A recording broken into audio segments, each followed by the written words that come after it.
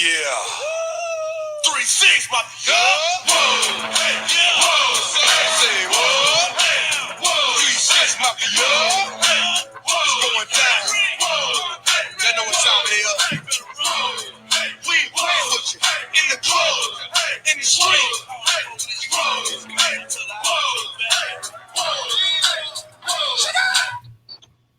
And with that, good evening, everybody, and welcome into yet another live edition of No BS, Season 2, Episode 3, alongside Trevor Williams and Isaiah Leung, and our producer and engineer behind the scenes, Stephen Wang. Cal McClure joining you tonight from San Diego, California. Trev and Isaiah, good to see you. Trevor, how we doing tonight, man?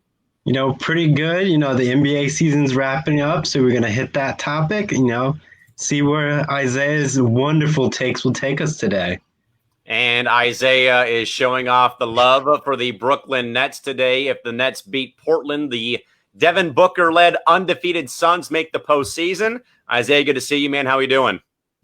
I'm good, man. I'm officially the world's biggest Brooklyn Nets fan today. The Brooklyn Nets need to sign me to like a one-day contract, so maybe I can retire. Not retire with the team, but I can support the team for a day because I need the Brooklyn Nets to win badly so that my Lakers don't have to face Portland and we can face either Phoenix or Memphis. That would be good. And also my boy Devin Booker can make the playoffs. But besides that, Calvin, I'm doing really good. I'm rocking my jersey of the best quarterback of the 49ers. That's right. It's not Jimmy Garoppolo. We all know it's Nick Mullins. And Nick Mullins, Nick Mullins was in that Super Bowl. He would have made that throw to win the Niners the Super Bowl. But, hey, man, I'm ready for the show, ready to get it going, and ready to, get roasted by you guys for the last segment. And, of course, shareable Stephen Wang, our producer and engineer, also joining us. Stephen, good to see you, sir. And thanks for letting us try out StreamYard for the first time tonight. Hey, man, I am so excited about StreamYard. There's a couple of professional upgrades I've made. I brought the microphone a little bit closer to me so you guys can hear me crisper. We're checking out StreamYard, looking to make it our permanent destination for all streams MI6 sports related. And, of course, we got our website pinned right there, guys. So be sure to check us out at mi6sports.wixsite.com. And before we move on to anything, Isaiah, we all know who the best quarterback is between the ones we know, Isaiah. Kirk Cousins is better than Nick Mullins and Jimmy Garoppolo, man. Let's get out of here, man. He's a top 10 quarterback. He made the throw Jimmy G couldn't make in the Super Bowl. But, Isaiah, before we move on, are you going to open up that present I got for you or not? Yeah, so as you guys all know, it's my birthday coming up this Saturday, and this morning, I heard a knock on my door. I was interrupted, and I saw two packages just laying there next to my door, and one of the packages turned out to be this giant penny. I'm not even joking. Like, this penny is literally bigger than my cup that I've got. That's how big this is. So, but whoever got this for me, I thank you for it, but I don't know what I'm going to do with this giant penny since I don't think it's of any value. Isaiah, that's not your birthday present from me, okay? Lids, for the longest time, I know they don't carry pennies. That's like expecting Chef Boyardee from Finish Line.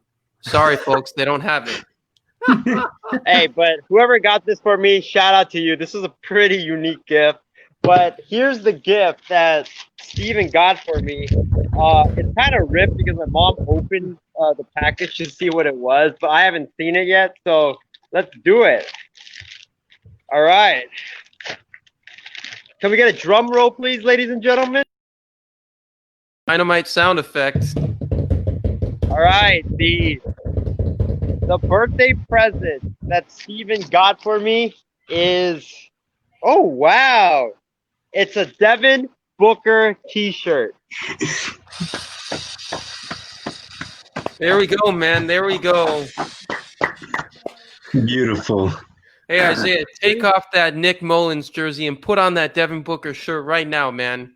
I will actually right now. Hold on. No, just make sure you turn the camera off when you do this, please, if you're going to do that. Oh, come on, Callan. Where's the fun in that? Oh, my right, goodness. I got him, though. Yeah. That's a great shirt, though. That's an awesome shirt. I was planning on rocking it probably next Monday if the Suns did in fact make the playoffs. And I was gonna also bring with another shirt underneath. They had like a Steve Young shirt on. Oh underneath. my God! I just I did shifted the the replay view on that. away Oh from no! This is a Dwight Clark shirt, Dwight man. Clark. Dwight Clark I saw shirt. the 8. I didn't know if it was Clark or if it was Steve Young. It's pretty good, man. Phoenix, Yes, sir. you There you adopt go, me as a fan of the Phoenix Suns. Yeah. Anyway, guys, I'm gonna let you guys Steven, get back to your. Hey, what you got to say to me, Isaiah? Steven, I appreciate the gift, but I think this shirt's going to be relevant for only 2 years because in 2 years, Booker's going to be rocking a Lakers jersey. Yes, sir. Not All right. He's going to be in the purple and gold. So I'm going to have to take some paint and paint this, bro. First of all, man, he's going to the Minnesota Timberwolves, and second of all, man, happy 22nd birthday, man. Been loving doing all these podcasts with you, but I'm gonna let you guys get back on with the program, and happy 22. I love it. Absolutely love it.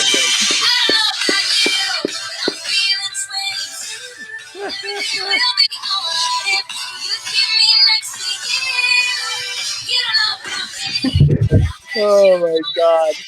Everything will be alright. We can keep dancing like we're 22. Hey, Trevor, I see you. I already showed off my lack of dance moves on Monday, so we're not going to do that We're ever. done with that. All right, guys. I'll let you guys get back on your show, and I'll be back for the Power 5 segment. We will see you then. So again, folks, Trevor, myself, and Isaiah here for the next several minutes here as we in fact get on track. But of course, folks, your input, sports world, of course. And like Steven said, though, if you comment, we can do this down below me and show off the comment live on screen like this. So fire away, questions, comments, concerns here. We love, again, the viewer interaction. And again, we'll do our best to, if in fact there are comments, to read those live on the air. With that, guys, we already have talked about the NBA regular season finale is today with the 8th and final day of games for, again, seeding purposes. And again, guys, I know that a lot of people probably feel mixed feelings about the NBA going this route, with letting in all these teams and stuff like this and getting within a certain threshold of games where you might be able to force a play-in tournament. Now, Memphis has already won today over Milwaukee, and the Suns also did their part to be the only team to go unbeaten in the NBA bubble. The Suns going 8-0. They also beat up on Dallas. Now it literally, fellas, hangs in the balance of this Nets-Blazers game just getting underway within the last few minutes here from Orlando. So if Brooklyn does win this game, as Isaiah points out, his fanhood for the Blazers-Nets game going with Brooklyn, if the Nets win this game, that would clinch a spot for the Suns in this play-in tournament versus the Memphis Grizzlies. Isaiah, we'll start with you, man, because I know that probably people have said their piece, that this was a stupid idea. Why let all these teams come in, to this bubble environment for no reason? But Isaiah, though, what in your mind, though, how's the feeling right now knowing that this game or this day has a lot of meaning for the NBA and for the Western Conference specifically? So ever since I've been a huge Devin Booker fan, and ever since I've been on these shows chasing these Suns games and hoping the Suns make the playoffs so I get validation for all the Devin Booker points I've made, it's actually been very, very fun. It's since I'm a Laker fan, but I'm when you're a Laker fan, it's you don't really have that much excitement in the regular season because the Lakers already locked up the number 1 seed long time ago. So the rest of the games are really meaningless. But when you're a Suns fan, it's man, every game is game 7 of the NBA Finals. That's how intense it is. You have to win each one of those games, and you have to go scoreboard watching to see which one of the teams that you needed to lose did in fact lose. So it's been really, really exciting to watch. And, I really do hope that Joe Harris and the Brooklyn Nets pull off the upset of the century against Dame Lillard and the Portland Trail Blazers. But let me make this point about the Phoenix Suns. If they don't end up making the playoffs, I will only be slightly disappointed simply because I really, really wanted to bring a cake with Devin Booker's face on it on Wild Sports Talk next week and eat it live on the show and also chug a full bottle of apple cider. It would have been the greatest moment in sports podcasting history and also an amazing GIF for Callan to make, but instead now I will probably end up chugging a bottle of vodka on the show next week as opposed to apple cider. So if you want to see drunk Isaiah, I definitely recommend you guys to tune in next week on WST. But about the Phoenix Suns, I'm extremely proud of this young team coming into the bubble.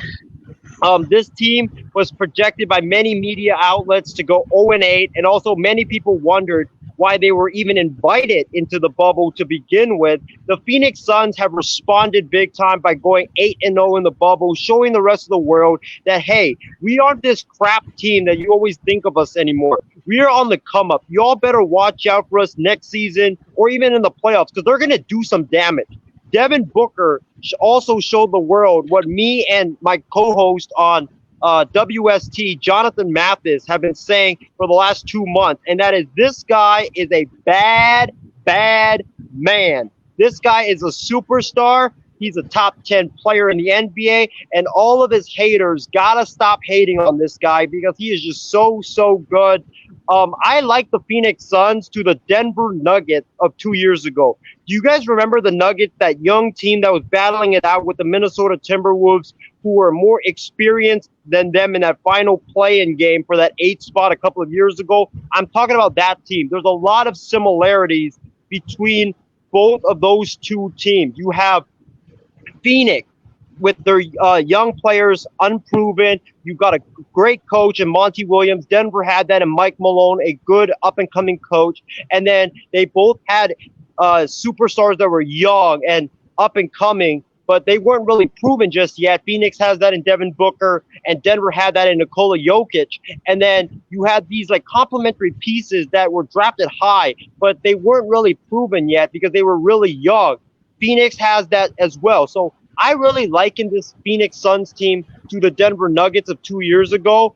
And I honestly think they're going to make some noise like the Nuggets did or have been doing the last couple of years, probably be like a 6 or 7 seed in the Western Conference for years to come.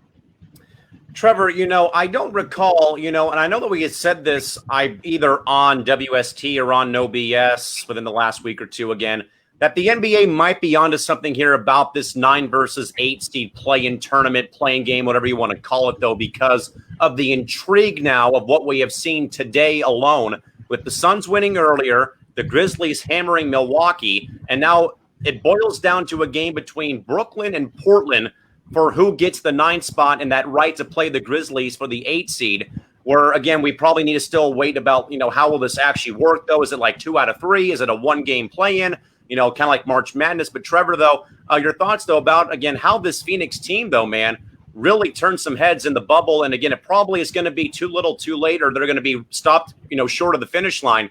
But at least, though, man, some intriguing stuff in the bubble right now for the NBA in Florida. Yeah, I think the Suns really stepped it up. They got hot at the right time. Like I said, when you get hot in these situations and you carry forward, you can easily end up winning 8 games and putting yourself in a position where you can get in the playoffs. And that's what the Phoenix Suns did at this point in time. That's really exciting for them. And, it all boils down tonight. It's been a thrilling ride to watch and seeing Isaiah get excited about it.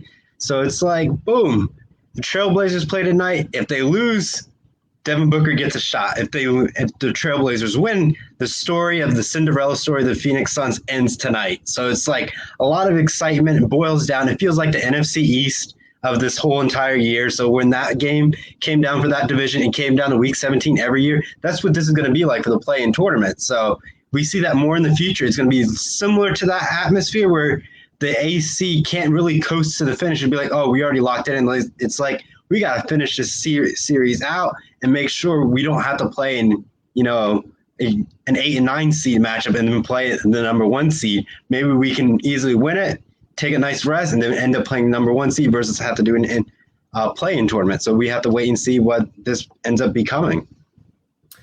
Yeah, we'll see what happens again, folks. A lot is riding though on the line in, as we've already said though, this game between Brooklyn and the Nets, where again, if the Nets are able to upset or upend Portland, that would stop the Blazers in their tracks, and that would let the Suns leapfrog Portland. Because again, folks, as a reminder, all these games that are being played right now in this bubble that we've seen the past 7 or 8 games for all these clubs, they still have meaning for regular season seeding. Now, again, the Lakers were able to clinch the number 1 seed earlier on in the bubble environment. We've already seen Milwaukee clinch the 1 seed as well. Isaiah, though, I know that we'd already asked this, man, but if this new tweak to the postseason works, I know a lot of people probably frowned upon this and they yelled at this and they were, out there with torches and pitchforks, like, why are we letting 22 teams into the NBA playoffs? But if this works out the way that it probably could work out, where, as we've already have said about Memphis already winning, now Portland has the pressure on them because if they lose, the Suns leapfrog them for the 9 spot. Does this 9 versus 8 seed tournament, in your mind, gain traction maybe in future seasons if it has a successful start or a successful run in the bubble right now in Florida?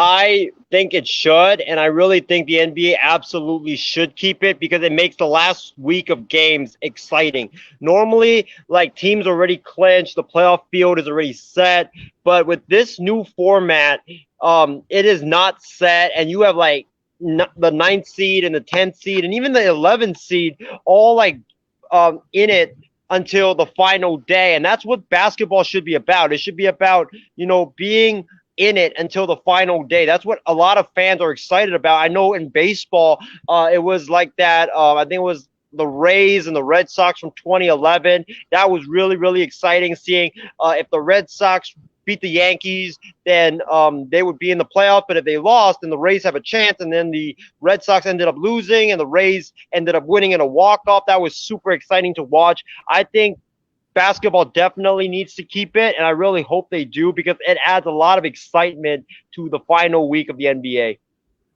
Trevor, what do you think? And by the way, folks, we have a poll question real quick posed by shareable Stephen Wang. The poll question is, which NBA run is more impressive? When the Miami Heat went 30-11 to the finish line, or the Suns going 8-0 in the NBA bubble? So again, we got Miami going 30-11, or we've got the Suns going 8-0 in the NBA bubble restart. But Trevor, before we get thoughts on the poll question, though, and again, folks, we'll have that poll question up until the end of our NBA segment here very shortly. But Trevor, what do you think, though, about this? If this gains more traction, maybe some players thought it was a great idea. Like, hey, I think, though, that Isaiah's onto a great point, though. This makes the last week of the NBA season, especially the last day of the regular season, that much more, I think, enjoyable. Because I think that basketball fans probably turn away or turn the TV off in the last week or the first week of the NBA season because there's no drama going on. There's nothing to really playing for, though. But Trevor, what would you make, though, about this? In your mind, would you go the route of the NBA sticking with this plan for a play-in tournament if, in fact, that that threshold was met within X amount of games or the loopholes in place? What do you think, though, and why? I feel like it's going to be depends on the season. Like if you can build a system for it, and let's say we have this year, where you have the potential of like maybe the 11th seed playing in for the 8th spot, you could have a play-in tournament. But if it ends up becoming lopsided and like the 8th seed is like the clear 8th seed, you don't need a play-in tournament. So it's like when you have that tiebreaker scenario, I think you can do a play-in tournament. I think fans will love it. But if it's not in that scenario, then you don't really need a play-in tournament at that point in time. Yeah, only I think it's probably like a last resort effort. Like it's one of those, in case of emergency, break glass. It would probably be like one of those scenarios that you probably just kind of keep in your back pocket or keep for a rainy day. But again, folks, that poll question is up again for you folks to vote on. Again, that question again once more is, which run was more impressive in your mind? The Heat going 30-11 to the finish line, or to finish the regular season, I should say, or the Suns going 8-0 in the NBA bubble. Trevor, what would you probably vote for in this question again? The Heat going 30-11 or the Suns going 8-0? It's tough because looking at that Miami Heat team, that was all superstars, all Hall of Famers on that team. So it's like kind of almost like a little no-brainer, but at the same time, it's still impressive to go 30-11 in that last stretch. But think about it. for the Phoenix Suns, I think that's even more impressive. They had time that they didn't even play basketball. And they able to get back and win 8 games straight. Not too many teams in this postseason were able to do that. And there was not even one true superstar on that team. It was a bunch of almost average Joes playing besides Devin Booker, able to pull that off. Yes, you could say a few star players weren't playing because they already clinched a playoff spot, but it's still impressive at the end of the day. These are professional athletes. They can compete any day of the week and just be able to put up numbers. And we saw that in a lot of these scores. So it's still very impressive what the Phoenix Suns could do in this pandemic that we're in. And like you could have the potential, not even the full roster of your team being in that bubble. So that's just one specialty about that scenario. Isaiah, I think we probably know where you're going, though. But what was more impressive, though, the Heat going 30-11 or the Suns going 8-0? I gotta say I would say it's the Phoenix Suns. I would agree with Trevor on that, simply because like the Heat had star players. This Phoenix team only had Devin Booker, and that's it. You had DeAndre Ayton, but he's not really a superstar just yet. He's young and he's up and coming.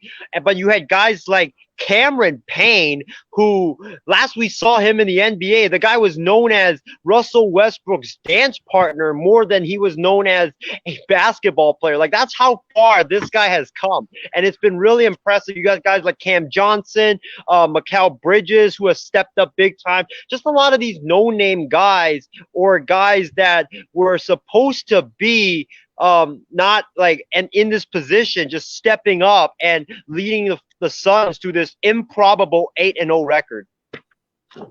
So pretty much everyone in favor of the 8-0. I'm only going to go with Miami because it was a longer sample size of games. 8 games is one thing, obviously, we've seen like unbeaten preseasons for NBA teams or NFL teams, but doing that 30 wins in like 41 tries, or 30 wins in that very short amount of time, or that extended time, I should say, I think is probably a bit more impressive in my mind. But again, folks, that poll question will remain up until the end of our NBA segment here, which is coming up very, very shortly. With that in mind, though, guys, sticking with the NBA, though, but about the New Orleans Pelicans, Isaiah, a team probably in some disarray right now following their exit and them being the first team eliminated from the NBA postseason party. That is by virtue of a couple of reports, first about a potential new coaching search involving Alvin Gentry being perhaps fired by the Pelicans organization, and the options of Tyronn Lue have also surfaced in this, and also maybe Jason Kidd, and also some stark comments by Lonzo Ball after the team's exit from the postseason. Isaiah, are the Pelicans in disarray in your mind right now following their exit from the bubble down in Florida? I think they are, because if you look at it, this Pelicans team, many people expected the Pelicans to be a strong contender for that 9th seed coming into the bubble. But instead, the Pelicans fell flat on their face, and now they are exiting the bubble early. They, did some weird things like, putting a minutes restriction on Zion when they were in the midst of a playoff push, which I really didn't get. And Lonzo Ball looked absolutely atrocious in the bubble. I think he shot only like 26%, averaged 5.6 points, 5 assists per game. And that's really troublesome for me, because I know like the scoring for him is not his specialty, but his assist numbers have gone down. Before, he was averaging like 9 or 10 assists per game, which was really good because he's a really good passer. But in the bubble, he was averaging 5.6 assists per game. And that's really concerning. David Aldridge had a really troublesome quote as well. He said that people down in Orlando tell me that Lonzo Ball looks like he checked out the whole time the Pelicans were there, that he didn't want to be there, and they expect some significant roster adjustments in New Orleans before next season. I think we all know when he was traded that Lonzo Ball did not want to be a New Orleans Pelicans. This guy, there's been reports floated out that he wanted to be in Phoenix with Devin Booker or just somewhere on the West Coast. I just don't think that he's enjoyed his time with the Phoenix or with the New Orleans Pelicans. He's got, I think, 1 year left on his contract. I think if you're the Pelicans, I think you should trade him and try to see what you can get for him, because it really worries me where his mind is at, because I don't think he wants to be there. And if you have a player that just doesn't want to be there, it doesn't matter like if you hold his rights as he's a restricted free agent after next season, because even if you sign him to like a 5-year contract, like this guy's like he's not going to perform the way you want him to perform because he doesn't want to be there. And about the coaching search, I don't know if Tyronn Lue would be a good fit, simply because I think Tyronn Lue's a better fit for a veteran team. For the Pelicans, I think a coach that they need is someone that is very fiery and very passionate. That's why I brought up Mark Jackson on WST on Monday. I think Mark Jackson would be a perfect fit for this team because he's a fiery coach. He's a guy that's going to get his players motivated and out there to play hard. And he's a guy that Alvin Gentry, he's the opposite of Alvin Gentry. Alvin Gentry is more of a schematics guy and more of a guy that, is really chill, really laid back. And Mark Jackson's more of the rah-rah type of guy. I think the Pelicans need a rah-rah type of guy to get them going. Last call for votes, by the way, folks, for that poll question. Again, currently running on the stream. Which run was more impressive? Miami going 30-11 or the Suns going 8-0 in the bubble environment? But Trevor, I think it's troubling when news like that develops or comes out when there is a player that just looks like they're not having fun. The game's not fun anymore. Either the losing a lot takes a toll on players sometimes, or that they're just in a city that they're not very comfortable being in or they don't want to be in. And I think, though, that also, in a way, brings a team down. We used to call that, when I played high school baseball, someone being a cancer on the team, which is what you don't need to have happen. Because if one guy's acting that way, it spreads to everyone else on the ball club. For one thing, Trev, I think that the coaching search is probably going to happen. I think that Alvin Gentry has probably maybe been there too long, perhaps. I think that Alvin is a great coach, though, but I think Isaiah's right, though. He's more for a veteran-led team like those Suns teams he coached back at one point in time, back in the early and mid-2000s, maybe somewhere else that has a lot of veterans on their team that maybe could use like an older, laid-back coaching voice. I like Mark Jackson. I also think Tyronn Lue is probably the same way, like Gentry is, maybe a Jason Kidd. I know that it didn't work very well in Milwaukee. But, Trevor, what would you make, though, about this in regards to the Pelicans and some of the disarray that franchise is in right now post the bubble and their elimination? Like you say, it's very difficult for the Pelicans right now. You could say a lot of things right now that didn't go their way. And you could probably say the quarantine really affected their team chemistry. Now getting back into the bubble, things didn't go right. So there's a lot of tension there. We've seen it with like Giannis, for example. He headbutted somebody. I think it's probably because of the quarantine, not being able to go anywhere, and you're forced on like tight restrictions. So you have that over your head, and then now you're out on the court, not making your shots. He might be frustrated because he's not hitting well any good shots, low field goal percentages, and just low field shooting in general. So it's really hard when you're a player like that and things are not going your way. You may get dejected from the game. You're like saying, I can't make a simple foul shot even.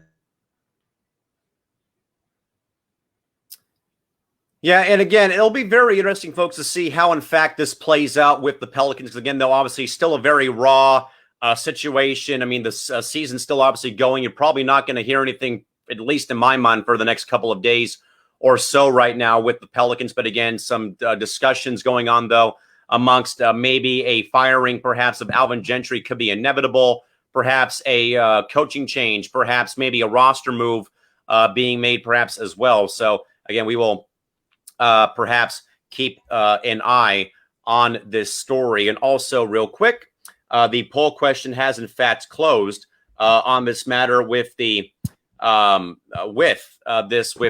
question raised about the NBA bubble. Is the poll question we get asked is, once again, which run during the course of the NBA was more impressive? The Heat going 30-11 to finish the 2017 season, or the Phoenix Suns going 8-0 in the NBA bubble? By virtue of a 60-40 vote, it is the Heat beating out the Suns by a 60% to 40% margin. And thanks to Douglas White for writing in, he says Zion was out of shape during the bubble environment. Trevor, I think Isaiah, I'm going to say this real quick though, before we go to you, though, but I think that Doug is onto a great point, though, that was a concern I think that a lot of people had, though, about the Pelicans and about Zion himself. That was his weight was probably going to be a factor, whether it was the blown out sneaker at Duke. And again, his weight being a bit of a issue, though. I think Doug's onto a good point, though, that is probably another factor as to why the Pelicans were probably held back during the season and during the bubble. So again, Doug, thanks for the comment. But Isaiah, what do you have to make, though, about the Pelicans, and maybe about Doug's point, though, that maybe Zion's weight was also perhaps an issue, and also him being out of shape? Yeah, I think it does make sense. But if you're a Zion, man, come on, man. You're like a professional. You know your team is in a play, like was supposed to go into a playoff push once the bubble started. So you got to take better care of your body, man. Like, look at how LeBron James stayed in shape every single day during the quarantine. He was working out. He was eating right. You got to be better than that, man. You're not in college anymore. There's no time to waste. Like, the NBA is a business. If you don't win, you're out. And so you got to take better care of your body. But I got to add one more point about Lonzo Ball before we move on. And that is, I have a conspiracy theory as to why I think Lonzo, or as to part of why Lonzo might be checked out in New Orleans. And that is, he has a daughter, a 2-month-old daughter or 2-year-old daughter that is living currently in Los Angeles. I know that I watched the Ball in the Family TV show on Facebook, and whenever they always show clips of him and his daughter, he always says, like, yeah, he misses his daughter big time. And, you know, his daughter always inspires him. And, you know, when he's away from her, he always gets really down. And, you know, he says, I think one of the questions they asked him was, does something need to change in the future for you to have more time with your daughter and stuff like that? And he said, yeah, big time. Something does need to change in the future. So I think that one of the reasons why Lonzo's just checked out is because he misses his daughter. He misses his dad. He misses his family. I mean, this guy's a family guy. And I just think, you know, without because his family has been there with him wherever he's been, whether it's with Chino Hills or UCLA or the Lakers. And he's just having a hard time adjusting without his family in New Orleans. A lot to digest there, Trevor. We'll get to that point in just a moment here. But do you agree, though, with Doug's comment, though, about Zion being out of shape as maybe another issue facing New Orleans in this upcoming into next season in your mind? Yeah, I agree with that, because they were putting him on like load management throughout this entire 8-game process and like pulling him out at different points. Let the guy play and get back into the groove of things. I understand you may not be able to have a playoff push. You don't need to make the playoffs, and you don't want to aggravate an injury that he could re-get, and you have a draft bust on your hands. So I could see the whole load management idea, but come on. He is Zion. He's supposed to be your franchise piece, things you can build around, and you just got to let the guy play out and, you know, grow, build him up. Though the quarantine made him probably not be able to get to the gym and work out, and that's why he was out of shape. But, hey, come next season, he'll probably be ready to be back in shape and be like the Zion we all know and love. And we'll keep an eye on that. And also, Trev, as well. Do you perhaps agree, though, about, you know, and mainly, Trevor, I'll say this real quick, though, is for a player like Lonzo Ball or like a first-year, second-year player, is that sometimes being away from home, it sucks, believe me. I mean, especially if you're playing in a, you know, far away from home, like, you know, you live in L.A. or you live in New Orleans, and now you're playing in New Orleans, man. That, for a young player just kind of starting out his career, is a pretty big hurdle, I'd say, to get over, because you don't have your family there. Your friends aren't there, you know, family, you know, sons and daughters aren't with you. Trevor, do you perhaps agree with Isaiah's point, though, that maybe Lonzo, I mean, yeah, you probably have to eventually get over being homesick, though, but is that probably still a thing for, you know, again, a guy just kind of starting out his NBA career? It's the perspective you've got to put on it. For me personally, if I was a player, I got to treat it as if I'm on a business trip for X amount of months or X amount of weeks or X amount of days, and be like, hey, I'm going to be able to see my family. I'm not going to be able to be like, oh, I can't ever see them again. I will be able to see them again, treating it as a business trip. You're taking care of business. You win games. You get to the playoffs, and you try to do a playoff push and win the title. That's your goal as an NBA basketball player, and that's how I end up seeing it. Yes, it's going to be a lot of stress and pressure on you because you can't see them, but you still have FaceTime. You can still check in with people. You can still do like stuff like we're doing right here. So it's not too bad, but I can understand for a lot of people, homesickness does play a huge factor in how you play certain games.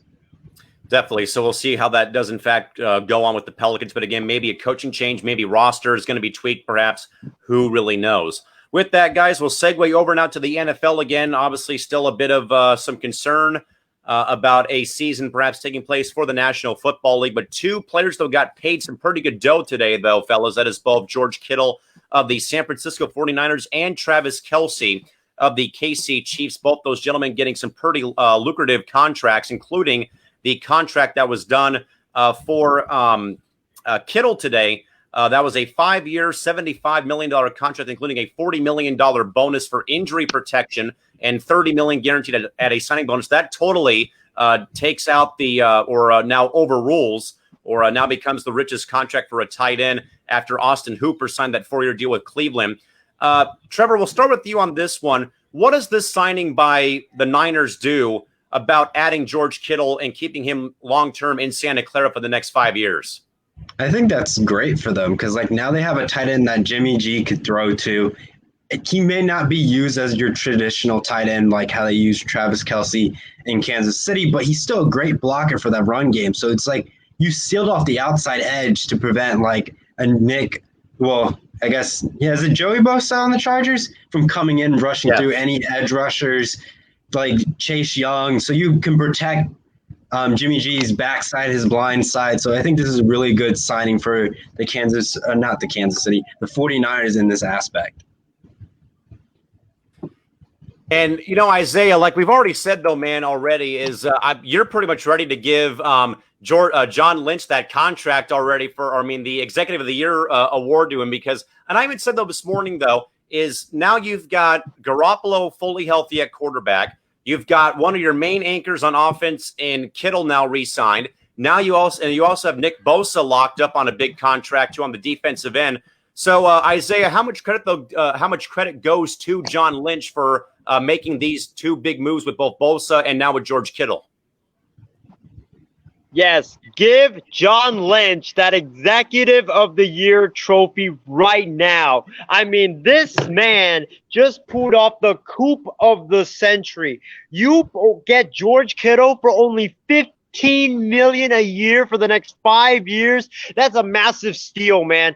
Coming into this contract negotiation, a lot of people were saying that George Kittle was definitely going to blow the tight end market. He was probably going to get 18 to 23 million wide receiver money, and that would have definitely taken a ton of the Niners cap space, but they only get him for 15 million per year. That's like a discount, man. That's going to save the Niners a lot of money in the coming years to sign guys like Nick Bosa and Javon Kinlaw, Brandon Ayuk, not D Ford, but Jimmy Ward, all these players on the defensive side that is very, very crucial to the success of your team. So I think it's an absolute steal for the Niners. And about the Travis Kelce deal, I'm very shocked that Kelce only got $14 million a year. I thought that, Kittle was going to set the bar. And then when the Kelce news broke, I thought Kelce was going to blow by that as well. But Kelce ends up getting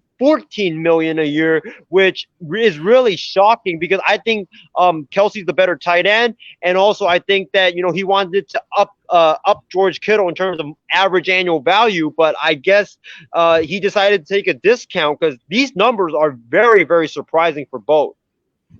Real quick, folks, a MI6 Sports Network update. After one quarter of play, it is 31-31, Portland and Brooklyn after the first quarter of play down in the bubble. As a reminder, folks, if the Nets win this game over Portland, the Phoenix Suns would get the number 9 spot and clinch that spot in the play-in tournament versus the Memphis Grizzlies. So, again, we'll keep you folks posted on that game as the program does roll on. Now, Trevor, going to the Travis Kelce signing again, I didn't see the whole details on this one, though.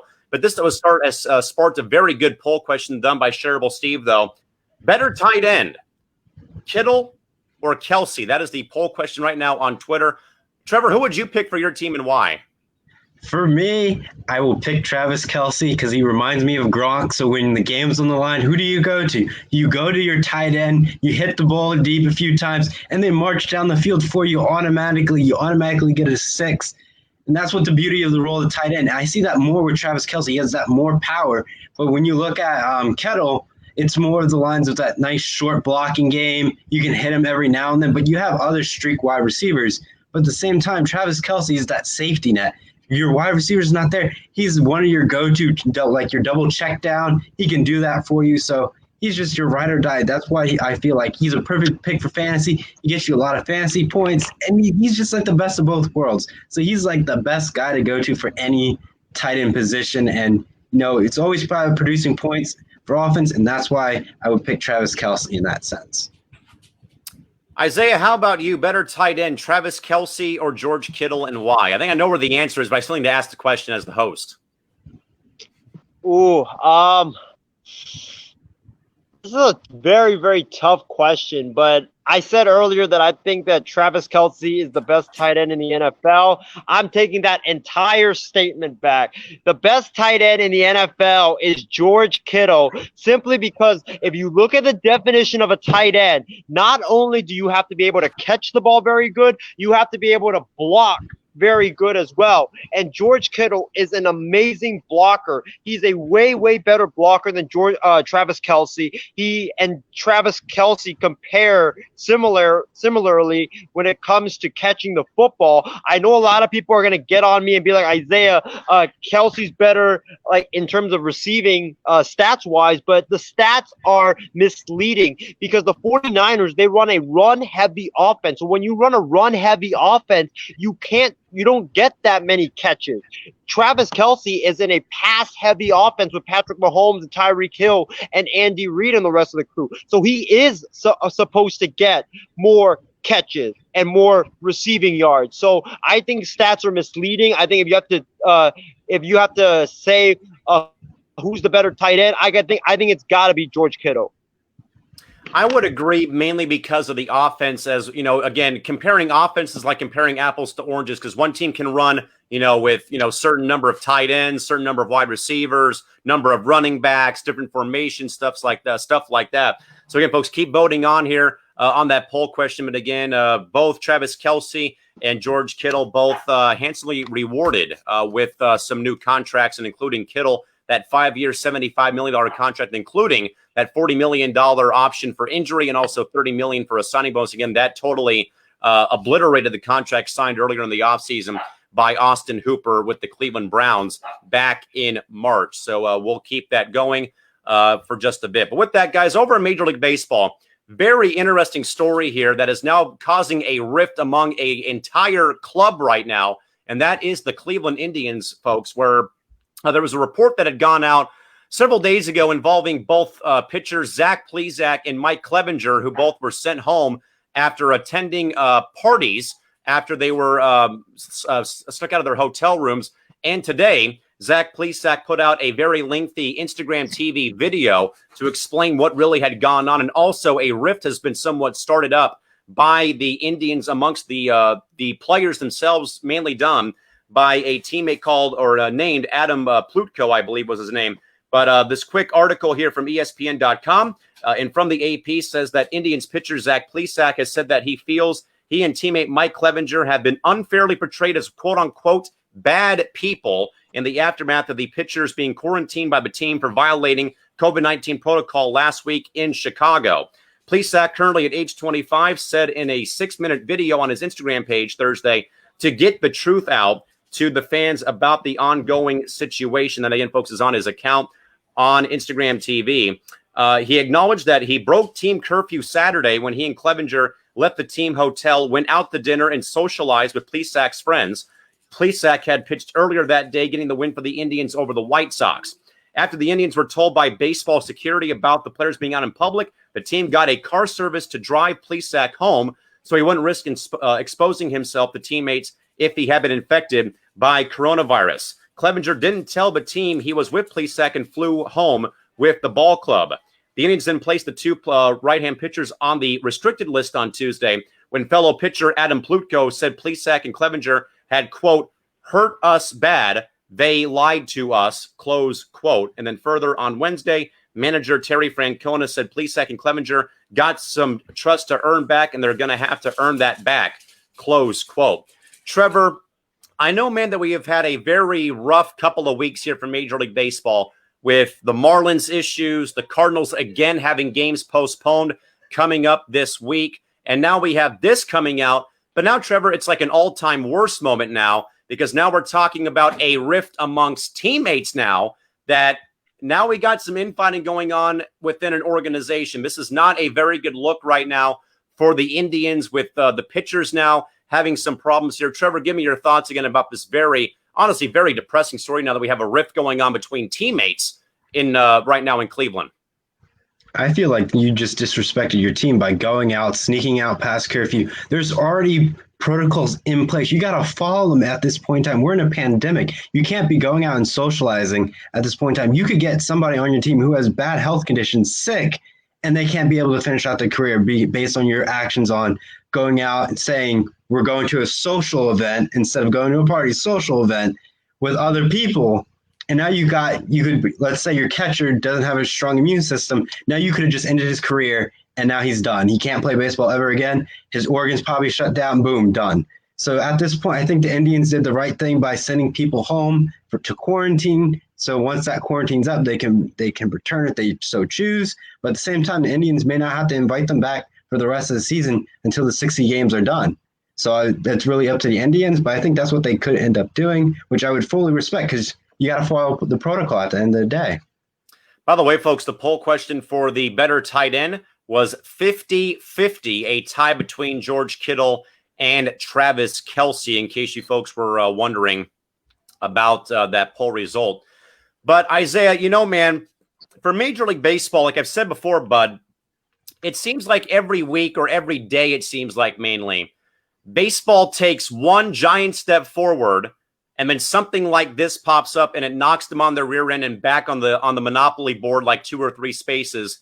And it just seems like that baseball is yet to find a way to get out, find a way to get clear of what has gone on. And again, as we've talked about the Marlins, the Cardinals are again probably not going to be able to play any games till the earliest, a doubleheader on Saturday versus the White Sox in Chicago. So Isaiah, give me your thoughts here, though, and mainly about the rift here, because now, man, this could probably derail the Indian season by virtue of this, teammate rift going on between the pitching staff. Yeah, I think it's, first of all, Clevenger and Plesac deserve all the heat that they're getting, because what they did was totally inexcusable and totally inappropriate. If you look at it, we are in a pandemic right now. Right now is not the time to go out and go to a party or hang out with friends and stuff like that. No, stay in your hotel and follow the protocols so you can keep yourself healthy, you can keep others healthy, and yeah, you can keep your family healthy as well. These two guys snuck out of their hotel to, have fun because they were bored, just like those stupid Marlins players did when they went to a strip club, or those stupid Cardinals players did when they went to a casino and a bar. That's what's wrong with our world. These guys just don't care about this virus. They want to have fun, and they just suck, or they just don't like being stuck in their hotel. Well, my thing to them is too bad. I mean, we're in a pandemic right now. There's nothing really you can do. It's not just you that is stuck in your hotel or stuck in a place where you don't want to. Everybody else is stuck in a place where we don't want to. You really think that I wanted to have a birthday party alone on Saturday? No, I wanted to invite all my friends to come, but I can't because of this COVID-19 pandemic. So Mike Clevenger, Zach Plesac absolutely deserve it. And to your point about the Indians and the rift, yes, I really do think they have a lot of trust to earn back, because they lied to their teammates, to their faces in that meeting, telling them that, hey, we didn't go to a party or whatever, and then it was revealed that they did. So once you lie to someone one time, that trust is broken, and you have to earn it back. Trevor, what does this probably do in your mind for the Indians? Again, they're in the midst right now of trying to get back on top of the AL Central Division lead behind the Minnesota Twins, who just hit the ball out of the ballpark every other at-bat, it seems like. And Trevor, though, what damage, though, could this do, though, if in fact that it gets maybe, we talk about brawls in baseball between teams. What about infighting amongst the organization now? You could highly see that, basically. And you don't want that toxic culture or bad chemistry to affect anything else on the team. So you're going to have to either put a suspension on those players, remove them from the organization, or even trade them away so you don't have to deal with that in the front office or anywhere else, even on the practice field. Because if you see something kick off on the practice field, that's the beginning of the end of your team and the potential of you actually winning games in the long run. Isaiah, where do you think the Indians go from here, other than the fact that they literally, had Plesac get driven home and Clevenger keeping it under his lips about, I wasn't with them, and he literally flew home with his teammates, where, again, he could have perhaps made it a lot worse situation. Isaiah, in your mind, though, what probably is next for the Indians if, in fact, more of this, if there is, in fact, a fractured relationship now between that ball club?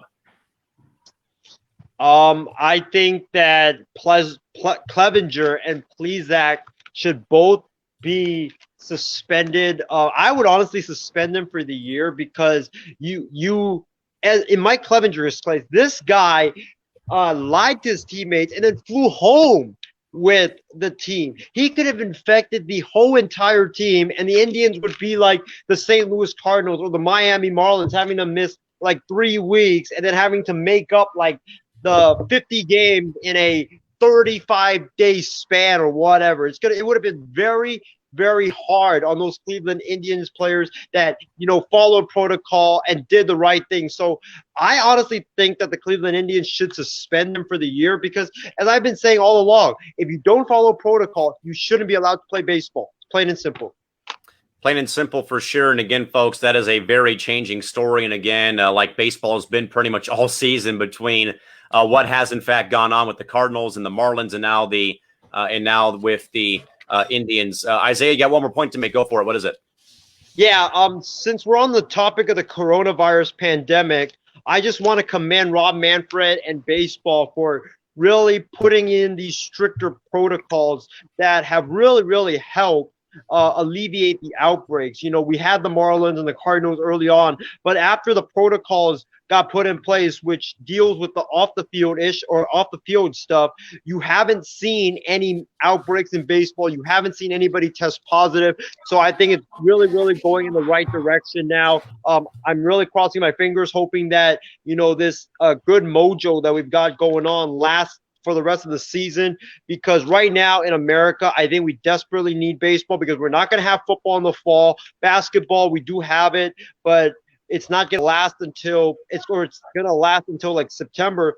Baseball is the thing that's going to really keep us busy. And also, selfish reasons, my Oakland A's are in first place, something you never see like ever. So I desperately want this season to go through. And the Padres are in the thick of things right now in the National League West. So we'll see, and hopefully things will, in fact, move on. Isaiah, do you have one more point, or are you good? Yeah, they're beating the Dodgers right now 2-0, so they might complete that sweep tonight. I wish, but they lost last night. Now they're behind 3-2, so we'll see how the things go here. With that, though, gentlemen, in wake of Isaiah's birthday, it is time for a special edition of the Power Five.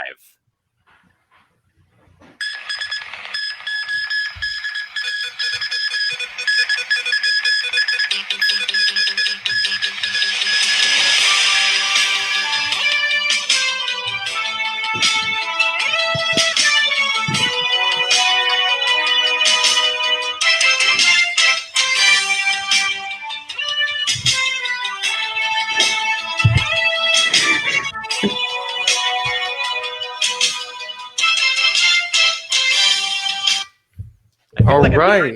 Like a 7 o'clock newscast with that music from Shareable Stephen Wayne now joining us on the program. What's with up, that, guys? though, guys, we have teased the Power Five for today's program here on No BS Season 2, Episode 3.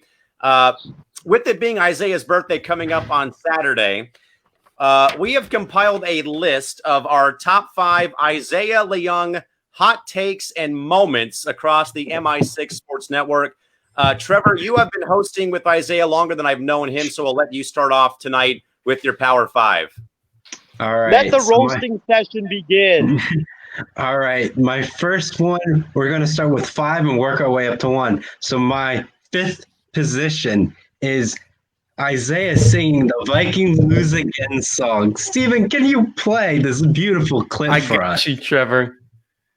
All right, guys, get ready. Get ready for something wild, even though this is not wild sports talk.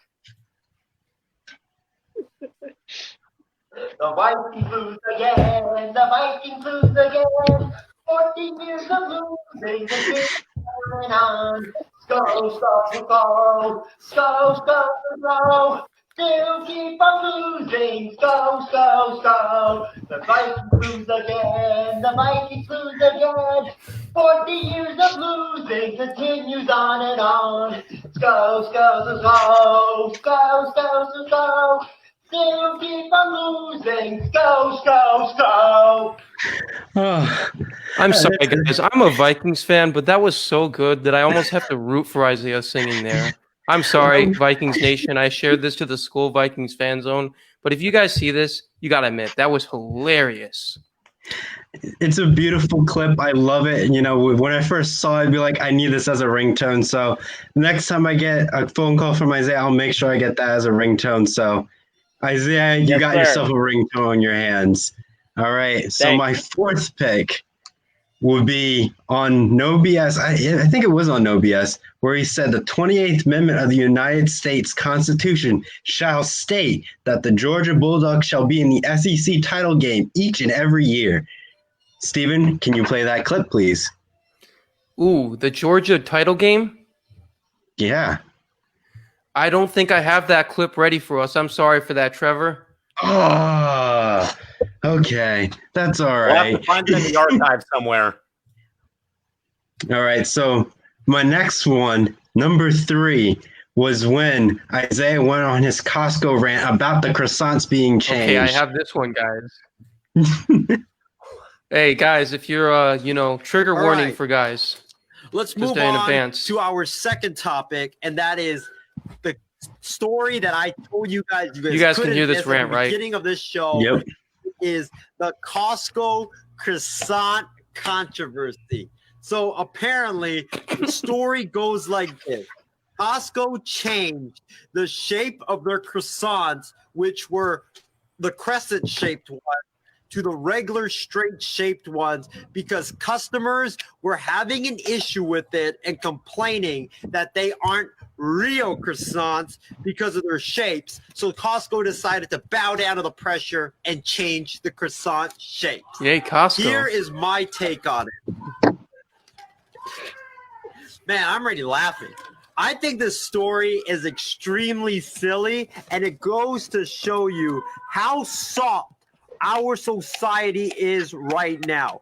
Really? You're going to fuss over something just because it doesn't look like something from Paris? Are you kidding me? That is absolutely ridiculous.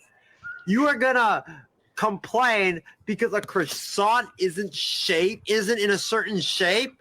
That's the most retarded thing I have ever heard. Trigger I warning, guys. understand if the croissant is shaped like a donut, fine, you can complain.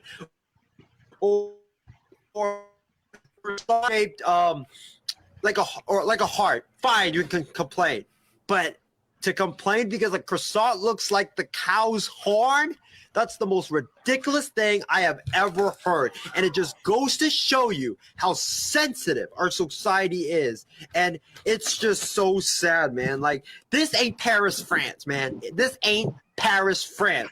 If you want to have a croissant that looks like the ones that are Go in to the city of Paris, love. just go to Paris, for crying out loud. This is the United States of America. We make our croissants like the crescent shape. Just look at that emoji, the croissant emoji on your phone. It's a shape of a crescent. It's like the cow's horn. So this is one of the most laughable, ridiculous stories ever. And it is such a shame that Costco bowed down to these foods and changed their croissant shape. I'm very upset right now because I liked the original Costco croissant shapes because it looked like a cow's horn, and these ones that they have right now, these straight shaped ones, are just plain lame. So shame on you, Costco. Shame, shame, shame. Can I call Isaiah. time out real quick? Can I call time out Yes. real quick and just You say got this? anything else to add on to that one? I don't know if I have ever seen anyone make a rant like that about food. So I give props to Isaiah for ranting about food on No BS before I knew any of you guys. That is amazing. Props to that. Oh man. Oh, Trevor, it keeps getting better, doesn't it?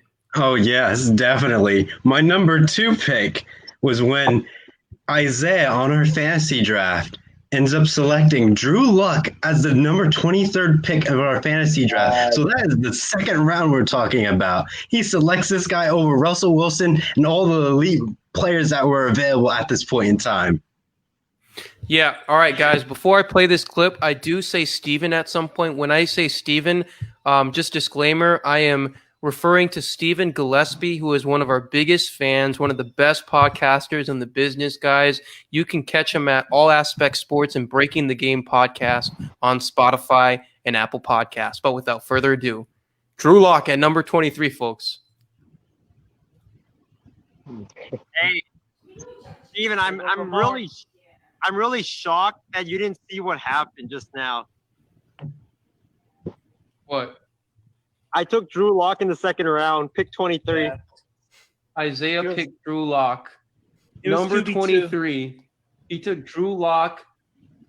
I hope you're still tuning in here, Steven. Isaiah took Drew Lock at number 23 over guys like Amari Cooper, Odell Beckham, Miles Sanders, and Russell Wilson. He took Drew Lock over Russell Wilson. Oh, my God, man. That is priceless. It will never get old for that pick. And this is why if we have a MI6 Sports Network Fantasy Football League this year, I will finish last because I will probably do something stupid. And who knows? I might take it a step further and draft Drew Lock in the first round, but who knows? Isaiah, we need answers right now. We need you to explain that pick. Hey, I mean, my answer for that is I think Drew Lock's going to ball out this year. And Trevor didn't mention this, but the weeks leading up to that draft, I had actually threatened to take him in the first round, but I didn't because I ended up getting pick number 2. So it would have been really stupid if I got pick number 2 and taken him in that draft. But that weeks leading in, I was saying stuff like Drew Lock is going to ball out. He's like the best quarterback in the AFC and stuff like that. That's all I remember saying. All right. All We're right. moving on to Callan now. I still have my number 1. He's got number 1. Oh, wait, that's right. Sorry about that, Trevor. My number 1. So I was on a phone call with Isaiah and Steven and everyone on the MI6 network at the time. And the quote that will last in the infamy of 2020 by Isaiah was, "I don't look at stats. I look at Twitter." And that was it. When we were arguing about sports, and that's what he ended up saying. I don't look at stats. I look at Twitter for my information. Donald And Trump of podcasting. boom, that's like a boom goes the dynamite moment in that phone call. Okay. Trevor, it wasn't I don't look at stats, I look at Twitter. It was I don't look at stats, I look at tweets. Ah, okay. Either way, absolutely glorious. Thank you. Boom goes the dynamite. Even when we're not even on WST, it still comes to fruition. I obviously have not been a part of MI6 for that long, but in the very short span of time I've been here, maybe 3 weeks on the job, maybe here with MI6, there's already been like at least 10, maybe a little bit more or less.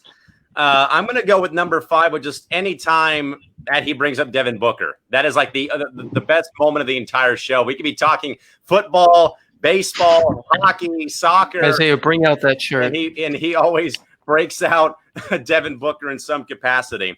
Number 4 for me was actually recently on one of our programs, which was when Isaiah had the party poppers on set, when it was me, Trev, John, Freddie, and Steven was joining us as well for the first part because he tried to make the whole MI6 family eat humble pie about disrespecting the Suns and how they had played.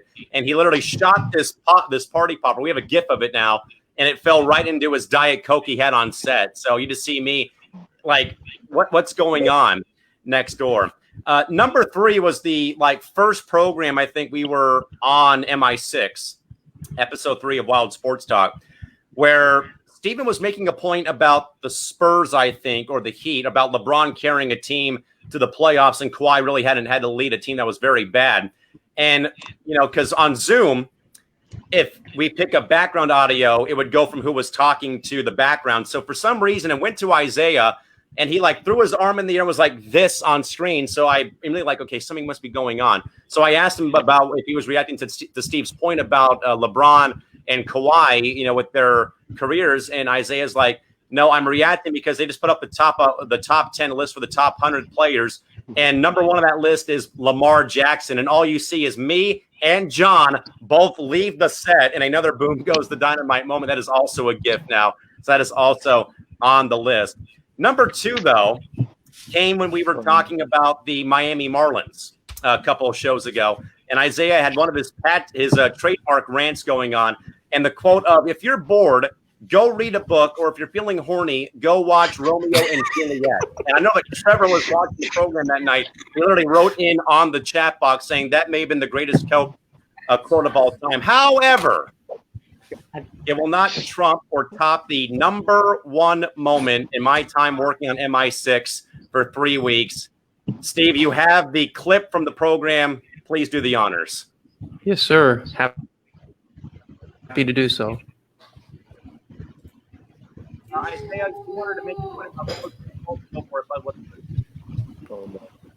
Listen, I need to personally come on right now and apologize to LeBron James. Last year, when LeBron James and Luke Walton had their riff, I personally went on one of my episodes and I said that, hey, if I'm the Lakers, I trade LeBron James and I take Luke Walton over LeBron James. I realize right now how horrific that statement is. Like I see yes.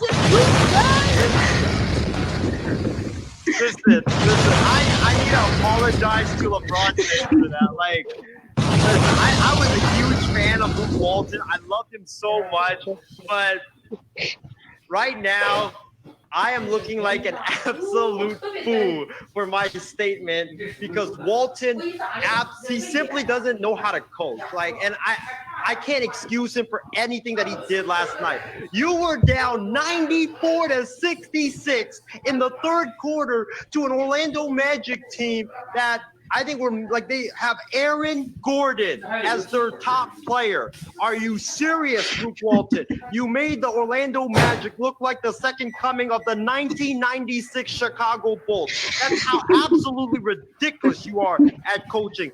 I think the Sacramento Kings should fire Luke Walton right after that performance because that was absolutely horrific. You lose to a team that is, first of all, has a losing record, and also they're not even that good. It's utterly pathetic, man. So LeBron, I apologize to you, man. I apologize to you for saying that, the Lakers should take Walton over you. I apologize for saying that, that the Lakers, that Walton was the winner over you in the beef that you guys had. Walton is a clueless coach. He makes me look like a competent coach. I'm just done with Luke Walton. Isaiah, your rants are very terrifying. If John Mathis was here, he'd say the same damn thing tonight as he did on that show. And with that, Isaiah, you've given me for 3 weeks some very good stuff, but man, that has got to be the all-time topper. But now a quick update, folks. It is Portland over the Nets right now at the half, 73-67. So still though, Isaiah, we got one more half of basketball left, and that would be another one though, was him ripping up paper, and he does his best Nick Mullins impersonation of hanging onto the football and being sacked by a defensive lineman for a 10-yard loss. But with that, if there is one person on this No BS panel who knows Isaiah better than me and Trevor, it is our producer and engineer. It is shareable Stephen Wang. Stephen, floor is yours, buddy, for your Power 5. All right, my Power 5, and I make this quick before I head off to supper, but number 5 is Isaiah crying after the Raptors won the championship. He had been so happy that finally one of his 38 teams had won a championship since he met me. Let me be clear. The Lakers were a good team before Isaiah bandwagoned onto them.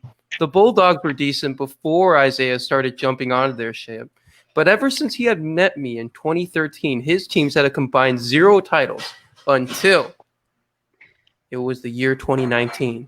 In Jurassic Park Stadium in Toronto, the Toronto Raptors win their first championship, and he was just in tears, man. This guy was like It's finally over. The drought is over. He acted like the Cavs, man. Like he had really, really won something. But that's not even the best part. The best part was when Kawhi was making his free agency decision. Isaiah came on record sending me a video, and this is what he said. Screw the Los Angeles Lakers. I am now a Toronto Raptors fan. The Raptors are going to repeat back-to-back NBA champions.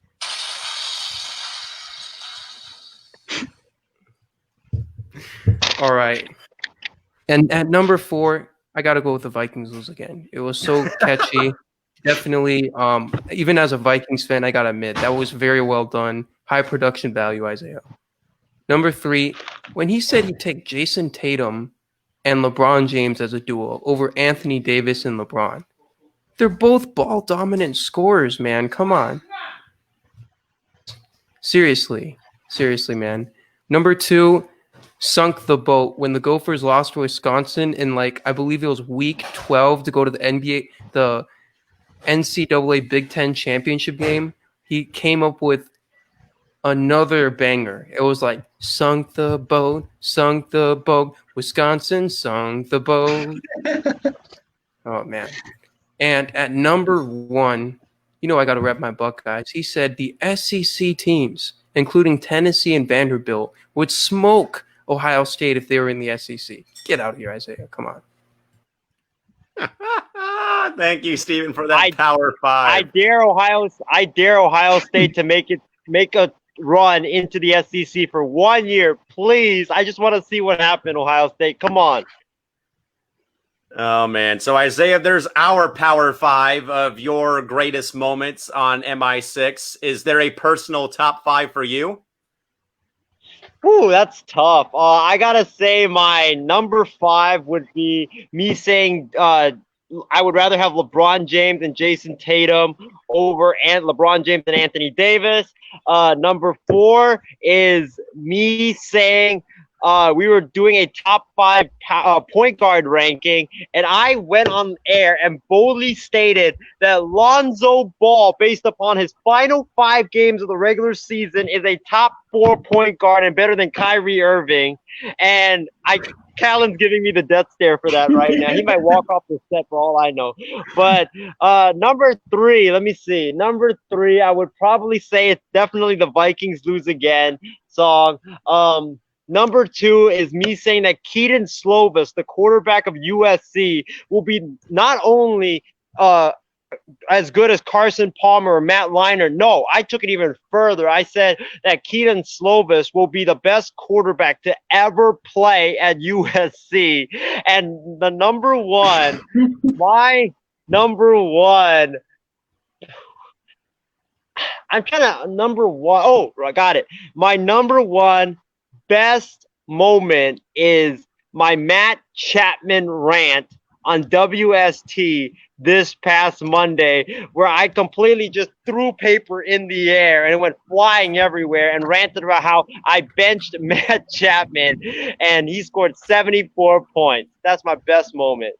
Oh, man. And that is our Power 5. Quickly, Trevor, final thoughts for the night show? Hey, I loved it. It was great reminiscing in the glory days of MI6 and all the fun stuff that we end up talking about and all of our favorite moments. So, I can't wait for the end of the year to see what we come up with. So maybe, we might do another one from all of our hot takes and what we think was some of our best moments. That'll be fun to go back in those archives eventually. Isaiah, what say you for final thoughts? Yeah, just want to tell everybody thank you for all the birthday wishes. Really appreciate it. Hope year number 22 is way better than year number 21. And also got to give a quick shout out to Kamala Harris, Joe Biden's vice president pick. She's from Oakland, born and bred, became the first ever not only African-American woman to be vice president, but also first ever Indian American vice president or person to be named vice president in our country. Very great honor for her. Congratulations to her.